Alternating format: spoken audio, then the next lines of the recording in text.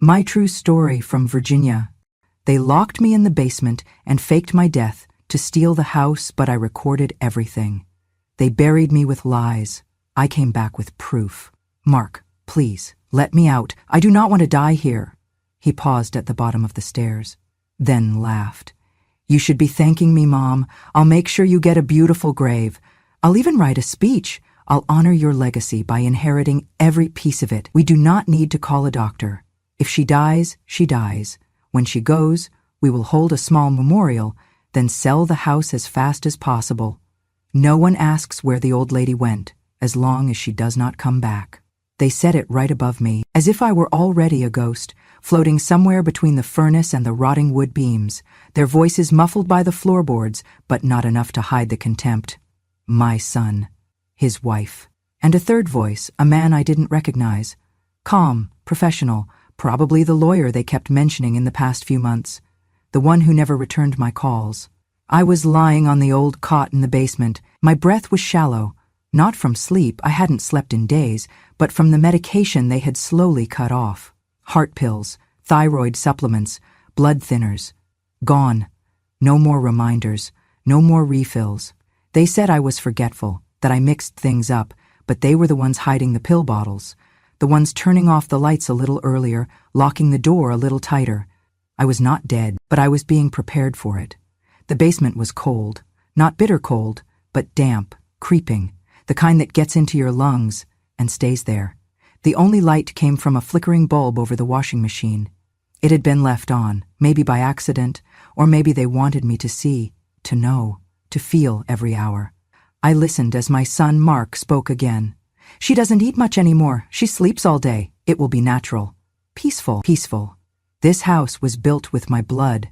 My husband and I laid the tiles ourselves in the summer of '78, when money was too tight for a contractor. I painted every wall twice. I rocked Mark to sleep in the room with the window facing the elm tree, that same room his children now used for toy storage. I buried my husband's ashes beneath the rose bush out back. That bush blooms every spring. I used to believe it was his way of saying thank you. Now my son was planning my quiet erasure, in the very walls I kept warm through decades of winters. I closed my eyes, not because I was tired, but because I needed to retreat, into memory, into places untouched by betrayal. I remembered the day we got the keys to this house. It was raining. Mark was 6, holding his father's hand, jumping over puddles like they were fire pits. I had stood in the doorway, soaked and smiling, thinking, this will be the home he remembers, the one he'll come back to. I was wrong. They did not want me sick. They wanted me gone. I heard a chair scrape above, footsteps, then silence. I waited. 10 minutes, maybe 20. Then I forced myself to sit up. My bones ached, every joint screaming, but I moved anyway. I had done harder things. I had given birth without epidurals. I had cleaned motel toilets in 3 states while Mark was in middle school. I had survived the war years with nothing but powdered milk and canned beans. I would not die quietly. I moved to the far corner of the basement, the one with the old utility shelf. I leaned against it and let my fingers find the groove between bricks, the 4th one up from the floor, 3rd from the left, loose. I had hidden things there when Mark was a child. His slingshot, a pack of forbidden gum, once even a sparrow he tried to save. Now it held something else. An old Nokia phone. No SIM card, no service. But it could still record. I had found it during a deep clean a year ago and charged it out of curiosity. Somehow, instinct had told me to keep it close. I charged it monthly, always putting it back in the brick cavity. Now I held it like a weapon. I turned it on. The screen glowed faintly. I pressed record. The red dot blinked. If they were going to bury me in silence, I would leave them a voice to haunt them. Then I crawled back to the cot. My knees buckled. My ribs throbbed. I held the phone close to my chest. I didn't speak, not yet. I waited for them to come back, for someone to open the door, for a sound, a word, anything. It came later that night. The door creaked. I pressed the phone's button to make sure it was still recording. Mark's footsteps descended. He didn't call out. I forced myself up on one elbow. My voice cracked from thirst and dust. Mark, please, let me out. I do not want to die here. He paused at the bottom of the stairs, then laughed. You should be thanking me, Mom. I'll make sure you get a beautiful grave. I'll even write a speech. I'll honor your legacy by inheriting every piece of it. I stared at him through the dim light. You were always so dramatic, he muttered. This is better. Quiet, simple. No one will ask questions. No one really saw you anymore anyway. Then he turned and walked back up the stairs, locked the door. The red light on the phone kept blinking. That night, as I lay on the cot, my joints screaming and my lungs tight, I realized something far colder than the cement floor beneath me. They were not waiting for me to die. They were killing me. And they thought they could get away with it. The basement was a coffin that forgot to close. No windows, no clock, only the sound of pipes creaking above me and the faint, steady drip of moisture from somewhere in the wall. I had spent so many years doing laundry here, storing Christmas ornaments, canning preserves in the old cabinets. But now every corner felt unfamiliar, hostile, silent in a way that screamed. The light bulb above the washer buzzed softly, the only source of illumination, just enough to cast long, twitching shadows across the concrete floor. The air was damp, tinged with mildew and something else, a faint chemical tang, like rust and mold and betrayal. The smell of rot, not of flesh, but of dignity. The door at the top of the steps was reinforced with a thick padlock. New, industrial, the kind you used for warehouses, not homes. It hadn't been there before. Mark had installed it quietly, said it was for safety when the grandkids played. He had a way of lying with a smile. There were no blankets, no food, no water left in sight. They had stopped bringing meals 4 days ago. The tray was gone, so was the small space heater. I sat in 3 layers of clothing, an old cardigan, a robe, and the oversized sweatshirt I once wore gardening. My breath steamed visibly, even in the stillness. The medications had stopped first. One by one, they'd run out. I'd asked, politely at first, then with worry, then with fear, but each time I got the same answer from Lena or Mark. We'll pick it up tomorrow. Tomorrow never came. Without the heart pills, my chest burned. Without the thyroid meds, my muscles ached and twitched. My hands had started shaking, my knees stiffened with cold and disuse. But my mind was sharp. They hadn't taken that from me. Not yet. I sat on the cot, my back pressed to the wall, counting the drips, timing them with my heartbeat. It was something I had done once before, long ago, in another war. I closed my eyes and let the memory come. I was 10 years old. A siren screamed in the distance. My mother shoved me under a wooden table. We lived near the coast, during the blackout years, and when the bombs hit a city 10 miles over, we felt it in our ribs. We huddled in the cellar, lit only by a single candle, sharing silence with spiders and canned peaches. We didn't know if we'd survive, but we stayed quiet, still, alert. I remembered the rhythm of those days, the discipline of stillness, the value of a breath. It came back to me now, like muscle memory. I would not panic, not yet. I had always thought that if I died, it would be from something slow but gentle, the way women my age often go, a tired heart, a silent stroke in the middle of sleep. I never imagined it would be from hunger, from cold, from cruelty wrapped in legal paperwork and forced smiles. My body began to tremble. Whether from fear or chill, I couldn't tell. I needed something, anything to hold on to. I pulled myself off the cot and shuffled toward the far wall. The shelf still stood, lopsided and rusted, holding cracked jars and empty paint cans. I knelt beside it, wincing at the crack in my knee as it met the concrete. The dust made my throat burn. I coughed, and my whole body jolted like a snapped wire. Then my hand touched it. A gap. A familiar one. The brick. The 4th one up from the floor, 3rd from the left. When Mark was little, I had pried it loose to hide small things. His contraband candy, his slingshot, even a secret letter he wrote to Santa after he turned 12 and pretended not to believe. Over the years, I had forgotten about it. But tonight, instinct pulled me toward it like a beacon. I dug at the edges with my fingernails. The mortar had cracked with age. I wiggled the brick until it gave way with a sigh. Behind it, nestled in a little hollow wrapped in an old sock, was the thing I didn't even dare hope for. A phone. The old Nokia. blue and silver. No charger in sight, no SIM card, no data. I had given it to my grandson once, to play games on when we babysat him. I had tucked it away in this cavity after he lost interest. A relic. A toy. Now it was a lifeline. I held my breath and pressed the power button. The screen flickered. The battery miraculously still held a charge. A sliver. A sliver was enough. The menu loaded. I scrolled with trembling fingers to the voice recorder. My hands were shaking. My eyes blurred with cold and tears. But I found the button. I pressed record.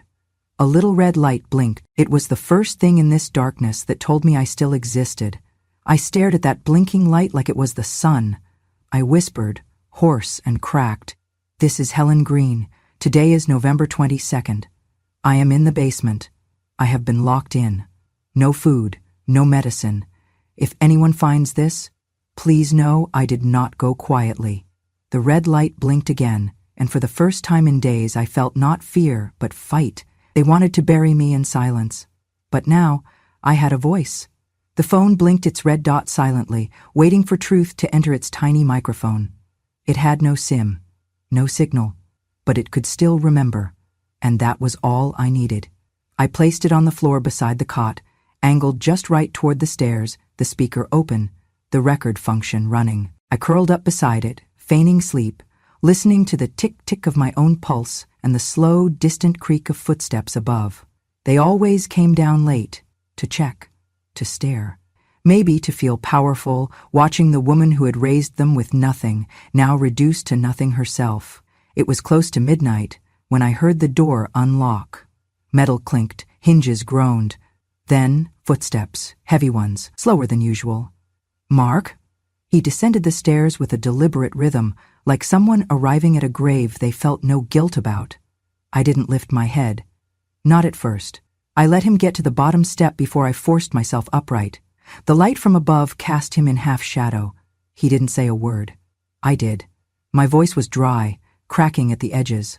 "Mark, please, I'm still your mother." He didn't move. "Let me out," I whispered. "I don't want to die like this. Please."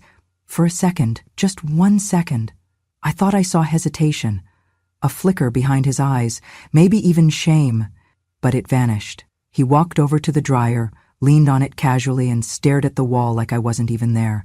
Then he spoke. "Do you know what you've become, Mom?" I said nothing. "A liability. That's what the lawyer said. An expensive, decaying liability." He turned to face me fully. "You want the truth? Fine. Here it is." He walked closer until I could see the edge of a smirk at the corner of his mouth. "You're going to die here, and it's going to be quiet and peaceful and convenient." I inhaled sharply, but said nothing. The red light on the phone blinked, blinked. Mark laughed, a short, dry sound. "You should be grateful. I'll make you a beautiful headstone. I'll give speeches, I'll cry on cue. People will think you were a saint. I'll call it the Helen Green Foundation or something. I'll even say, 'I miss you.'" He stepped back, looking me up and down like a worn-out rug. "And when they hand me the house, I'll renovate it, flip it, or keep it, who knows? Maybe Lena will turn your room into a wine bar." He looked toward the locked door, then paused. "You were always too stubborn. You had to do everything your way. Raise me your way. Fix things your way. Even die your way." I found my voice. "I loved you."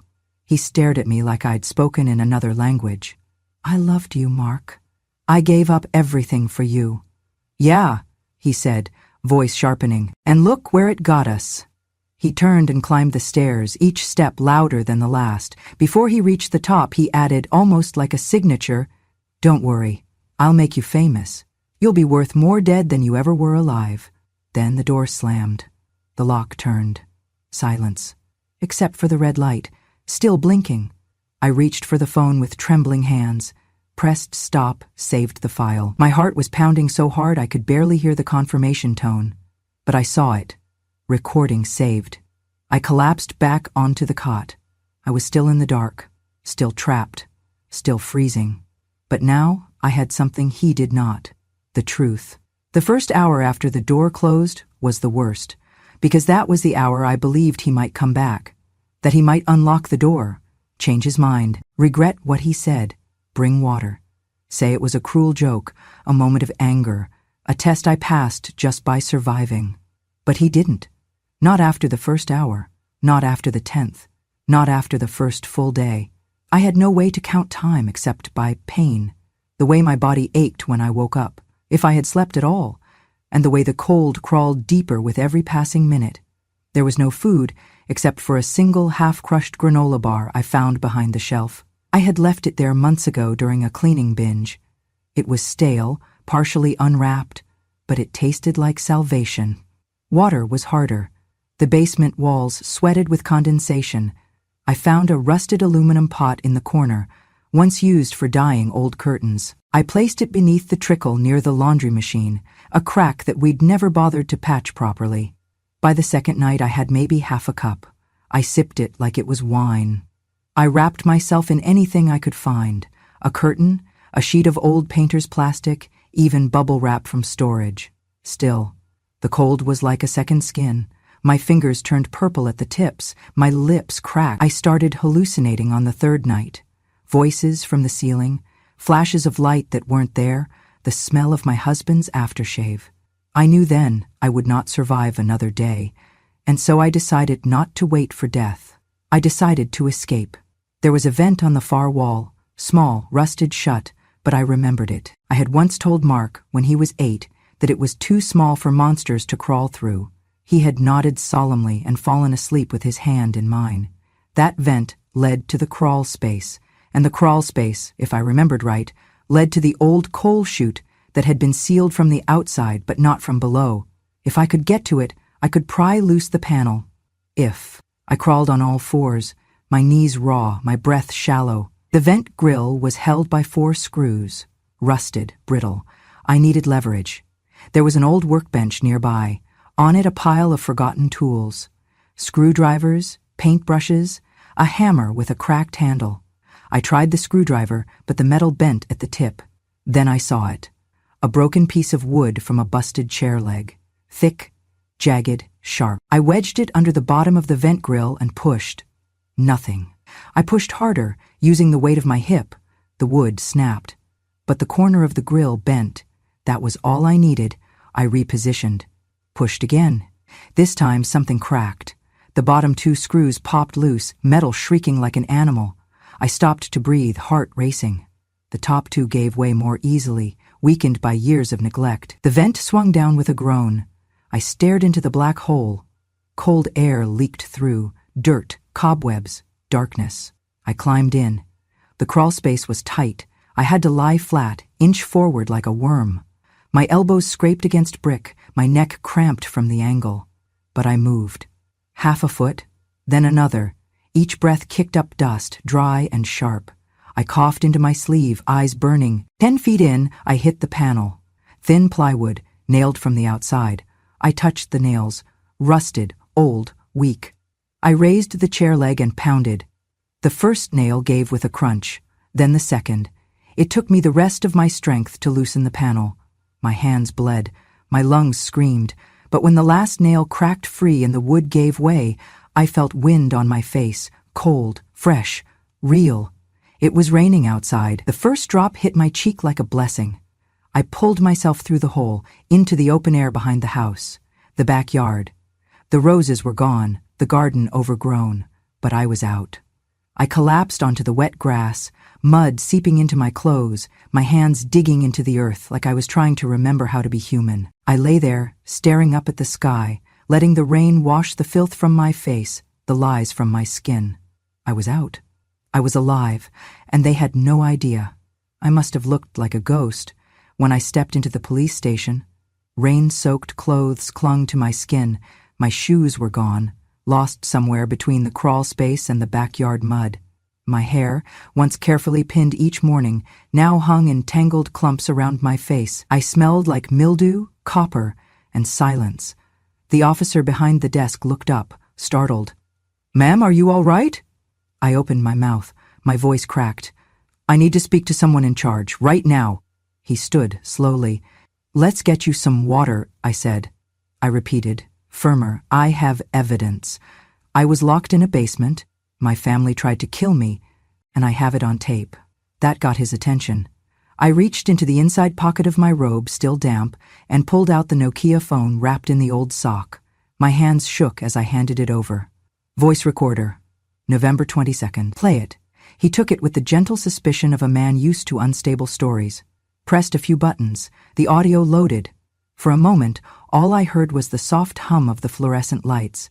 Then my son's voice. Cruel, clear, unmistakable. You're going to die here. Quiet, peaceful, convenient. The officer's eyes widened. Then came the rest. I'll make you famous. You'll be worth more dead than alive. He looked up sharply. Ma'am, what's your name? Helen Green. He called for backup. 2 other officers came, one bringing a blanket, the other a notepad. They moved fast after that. They led me to a back room, helped me sit, gave me tea that tasted like forgiveness. I told them everything. The missing medication, the padlocked door, the days in the basement, the crawl space, the panel. My voice trembled, but didn't break. I asked for Detective Ramirez.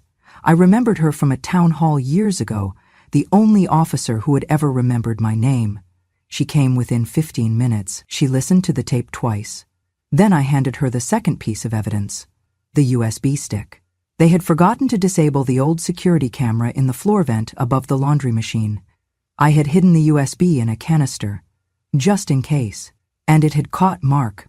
Every word, every smirk, his full confession, plain as daylight. Ramirez stared at the screen. Her jaw clenched. This is enough to open a felony case, she said. Attempted murder, elder abuse, fraud. She made a call. A doctor came to examine me, right there in the station. Blood pressure low, heart erratic, dehydration, minor hypothermia, bruising on both knees. The physical proof that my words weren't just old woman stories. They took my statement, word for word, typed it, printed it, had me sign 3 times. Then Ramirez stood. I'm going to the prosecutor's office right now. Tonight? The younger officer asked. She didn't blink. Tonight? She left with the phone and the USB in hand. I waited in the warmth of the break room, watching the hands of the wall clock tick slowly toward midnight. At 11:43 p.m. she returned. Her coat was wet from the rain. Her face was calm, her steps firm. She placed a single paper on the table in front of me. The Commonwealth attorney just signed a 48-hour emergency detainment order. I stared at the signature. He's going to jail tonight, she said. Both of them, him and his wife. The judge will see the evidence in the morning. I felt my body sag into the chair. Not in defeat, in release. Because for the first time in days, I wasn't alone. I wore black. Not because I was mourning, but because it felt appropriate. Let them think I was a ghost. Let them believe for one more minute that I was the memory they could control, the lie they thought they buried. The memorial service was held at a rented chapel near the edge of town. Not a church I recognized, just a cold hall with rented flowers, uncomfortable chairs, and a slideshow that looped the same 6 pictures of me smiling in gardens I planted myself. I arrived 15 minutes after the program started. From outside, I could already hear the voice of the minister, gentle, rehearsed. She was a quiet soul, a mother who gave her life for her family, a woman who never asked for praise and never made demands. I stepped inside. Heads turned one by one. No one recognized me at first, thinner, paler, wrapped in a heavy wool coat. But then, someone gasped, the kind of sound you make when you see something you swore was gone forever. I walked slowly, every step louder than the eulogies. The slideshow froze on a photo of me holding Mark as a baby. He was sitting in the front row. So was Lena. They were both dressed in designer black, hands folded, expressions carefully arranged. When they saw me, Mark's face drained of all color. The minister paused, confused. A whisper ran through the crowd. She's alive. No, they can't be. I kept walking until I reached the front. Then I turned to face them all. I held up the USB drive in one hand, high like it was a gavel. I bring you evidence, I said, and something none of you brought today. The room fell silent. Conscience. Lena stood. This is insane. This woman is not supposed to be alive? I cut her off. No. I was not supposed to be anything. Not hungry, not cold, not human. Just gone. The minister stepped back. No one said a word. I was locked in a basement, I said, No food, no medicine, no light. I was left to die in silence, but I did not. I turned to face the guests, people I hadn't seen in years, cousins, in-laws, old neighbors. Some of you came for grief, but most of you came for property, for a signature, for whatever was left. Well, here's what's left. Me. Mark stood up. Mom. The doors opened. Detective Ramirez walked in, followed by 2 officers. Mark Green, she said. Lena Green. You're under arrest for attempted murder, elder abuse, and fraud. Gasps rippled through the room. The officers moved fast. Cuffs clicked. Chairs scraped back. Mark shouted, "This is a mistake! She's lying!" But no one believed him now.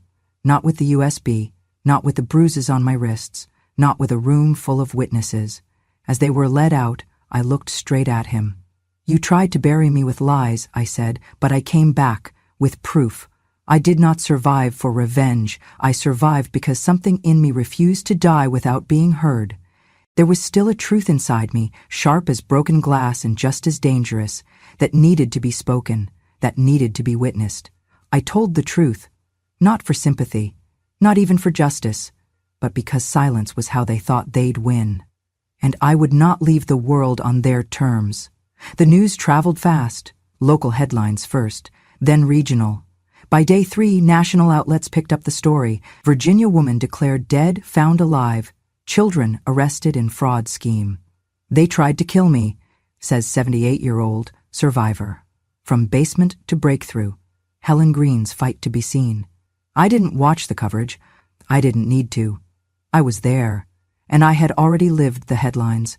But I did keep the article someone mailed to me, laminated, underlined, a photo of me holding the USB, standing at the front of my own memorial service. The caption read, "She brought the evidence and the reckoning."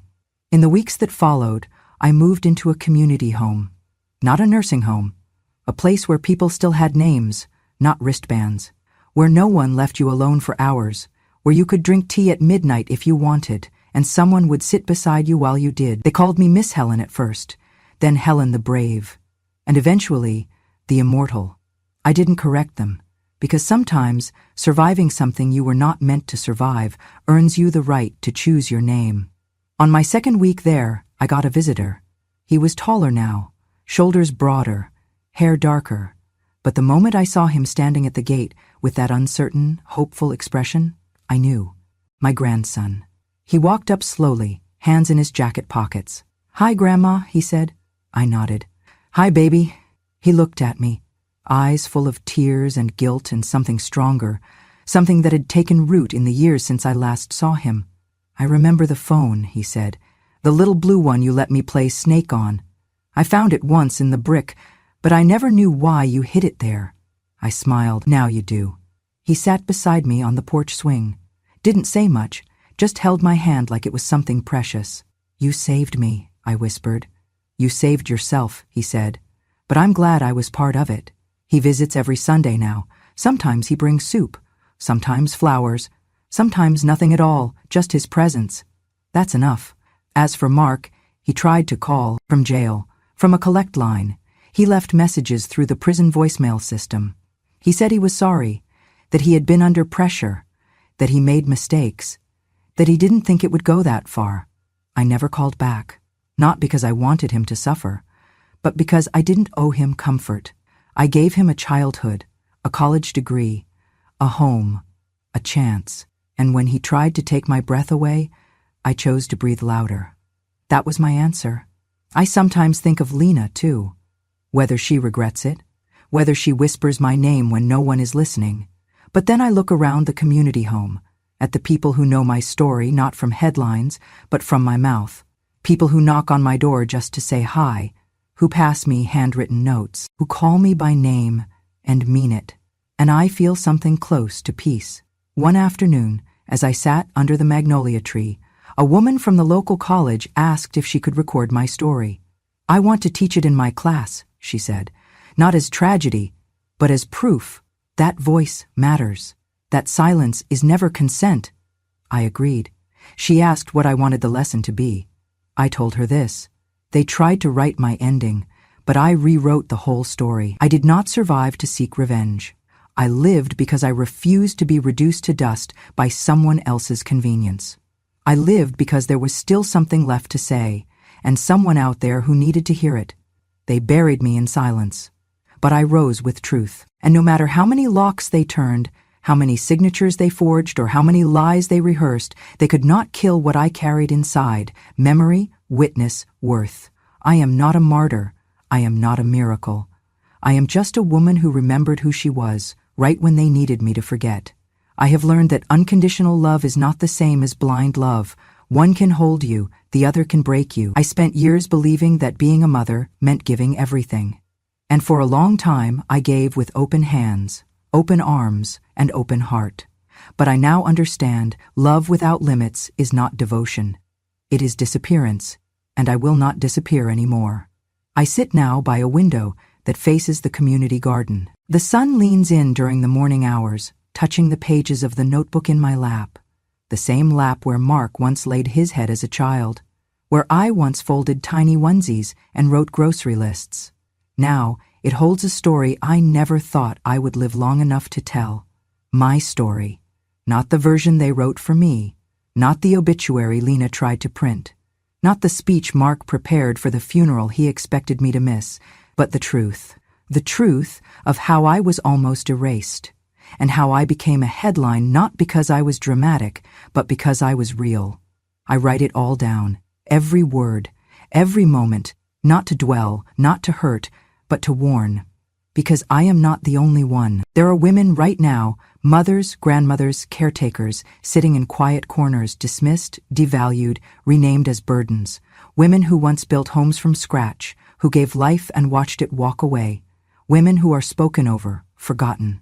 This story is not just mine, it is ours. So if you are reading this, if someone has made you feel small, useless, inconvenient, I want you to remember something that even I had forgotten. You were once someone's whole sky. And maybe, just maybe, you still are, to someone who forgot you ever existed. But you still exist. You still matter. And you are not done yet. They started writing to me. Letters, emails, handwritten notes folded into trembling envelopes. Some came from across the street, others from across the country. Women, men, even children. I saw your story on the news. I didn't believe it was real, but it felt real, because it happened to my mother too. My daughter stopped calling after I got sick. I thought it was just me. Thank you for showing me I'm not crazy. I'm not alone. I'm 12. My grandma raised me. I cried when I saw you. She's my hero too. I kept every letter. I read them slowly, one per night by the window, letting the words settle deep. Some brought tears, others rage. A few made me laugh out loud, the way only truth can. One woman wrote, "They said I was too dramatic, too needy, too old. You reminded me I am still here. And I don't need their permission to matter." Another, "You survived the basement. I survived the silence. Let's not be quiet anymore." So I began to write back. Not to everyone, but to as many as I could. Short notes mostly. You're still here? That means something. You are not disposable. Your story matters, even if no one claps when you tell it. One day, the director of the community home wheeled in a cart stacked with more mail than I had ever received in my life. She smiled and said, "Miss Helen, you've started something." I guess I had, without trying to. I had become a mirror for women who were told they were invisible, a mirror for the forgotten, not to reflect their pain but their power. A university professor asked if she could name her course after me. "Not after you, exactly," she clarified, shy, "but after what you represent, a generation of women who were always strong but finally allowed to be seen." I told her yes. They called it The Voice in the Basement. And still, the letters came. A woman in her 80s wrote, "My children tried to get me to sign the house over to them last year. I almost did. Then I watched you climb out of that crawl space, and I said, 'Not yet.' That one I read twice. Because that's what this was always about. Not revenge, not attention. Just a single, quiet refusal to go unheard. Now, I hold monthly gatherings at the home, not therapy, not workshops. Just women, and a few men, who sit in a circle and share the truths they never thought would leave their lips. We call it Still Here, because we are, and we are not done. Not even close. If this story found its way to your heart, if it made you remember someone you haven't called, or made you feel seen in a world that tries to forget quiet women like us, then stay. Here on Grandma, True Stories, we speak the truths no one else dares to say. We don't shout, we remember. We don't ask for pity, we ask to be heard. These are not fairy tales. They are the stories buried under silence and now told at last. So if you believe wisdom has wrinkles, if you believe revenge can be quiet, and if you believe that forgotten women still have something to say, then hit subscribe, turn on notifications. Share this story with someone who needs to remember they're not alone. Because when a grandma speaks, the world finally listens. This is Grandma True Stories, and this is just the beginning.